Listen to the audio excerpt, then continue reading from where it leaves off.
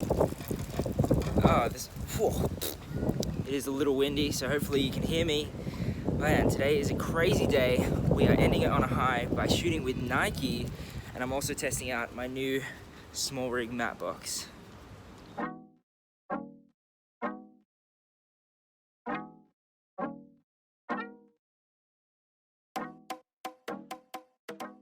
So now it is the next day, and last night's shoot was great. It was a little bit chaotic, but we got it done, and I believe the footage is good. We wrapped at around 1, and I got home around 3. So all around, great stuff. Taking now a closer look at the matte box. This is on now my C200. Yesterday I set it up on the A7S III with a 35mm cine lens. We had my rails on there to add my battery, and the monitor, it was the 702 Bright with the Cinepax arm attachment, which was cool. I was also using an Smallrig Mini Max, which worked really well and definitely saved my arms from dying because we were shooting for, I would say, 4 hours in total, and I believe the camera package would have weighed around 8 kilos maybe, not sure. For the filters, we actually got the whole suite of Pro Mist from a full stop all the way to an 1/8, but I only used the quarter stop. Now taking a closer look at the matte box itself, it was pretty light, which is good when you're carrying it for a really long time. Now, I was optimistic when I bought it, hoping that the door on the side would be nice because they didn't have too much detail about it on the website. But actually having it, it's pretty crap. I would say this is definitely the worst thing about this matte box, that it's really hard to open. I was optimistic, hoping that it would somehow just use magnets, but as you can see, it is a little bit not the best construction. It just needs a bit of force to open it. It has a little pin here that goes into a slot and it just clicks in, but yeah, it just does not open the smoothest, and it's also a plastic door. But keep in mind this matte box is under $100 US, so you kind of get what you pay for, kind of. The carbon fiber construction is great, and the way the two filters actually lock in is super easy, just with these two knobs at the top there. You also have 4 quarter 20 mounts at the top, but I personally wouldn't necessarily use it as I don't want to add too much weight to my lens when I clamp it, just using the clamp around, which is 114 millimeters, which is usually the standard. Yesterday we used a Canon 35mm, and that just fits straight on, which was pretty easy. All you need to do is just tighten this one knob, and it works pretty well.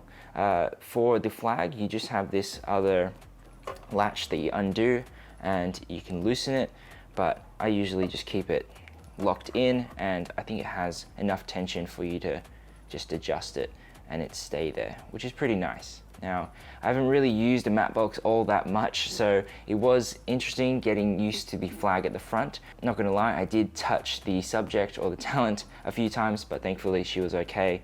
The flag, I am on the fence about. I used it a little bit and I was adjusting it, and you can kind of see the difference. Definitely gets a lot less of the full screen lens flare, and which is good, but it's very rare that I would really need it. So I think I would actually detach it for a lot more of the shoots. However, for it to double up as a lens cover is really nice, and this is like by far the best lens cap ever because it's never actually going to fall off once you clamp it to your lens, and all you need to do is just lift this up and you don't have to put anything in your pockets, which is nice. As soon as I got the matte box, I sent 2 photos, one to my girlfriend, one to my friend Lachlan, and the first thing they said, "Why did you put tape on it?" Smallrig have a new logo, which is okay. It doesn't look the best, and I'm not sure if the tape looks any better, but maybe I'll replace it with black tape. I just think it looks a little bit nicer without the logo on the side. All around, the construction is pretty good besides the door. It doesn't feel like it's going to break. It is a very new construction in the fact that it does have like tapered edges, which is okay. I personally would like the full just straight edges because That's kind of what the higher end ones do, but it's good enough, and maybe it's better for safety. At the bottom, it does have another 1/4-20, which you can use the lens support for, which they accidentally sent me to, which I'm not sure if I should say it because maybe they'll ask me to ship one back, but they sent me to, and unfortunately I can't use any of them because the lens is actually so low to my rods that it actually doesn't fit, and my rods with my current setup aren't long enough. But for now, I think clamping it to the lens is not bad.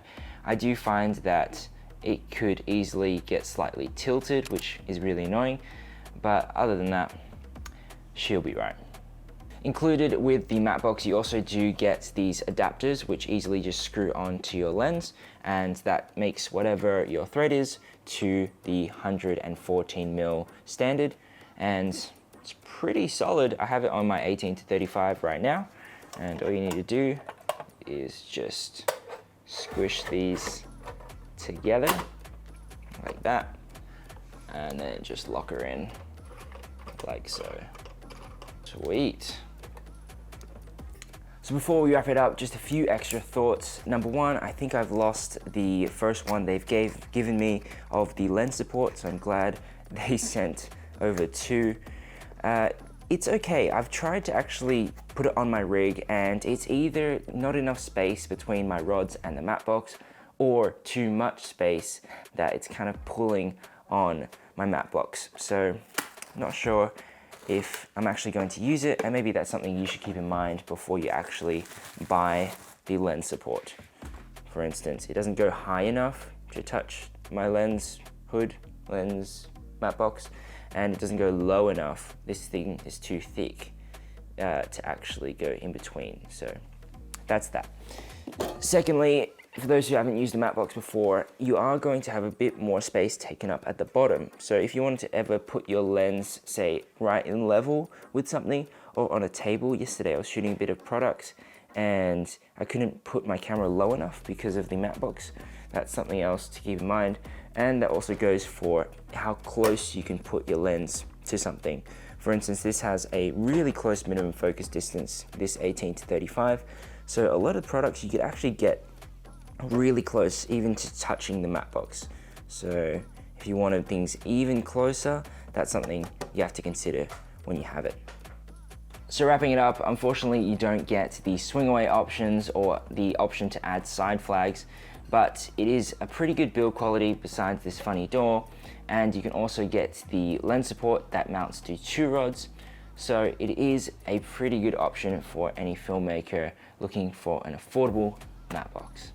I don't like the design necessarily as much with the tapered edges, but I can live with it. Thank you so much for watching. If you have any questions or you would like to see anything in particular with this matte box, let me know in the comments below, and I'll see you in the next one. Thanks. Bye.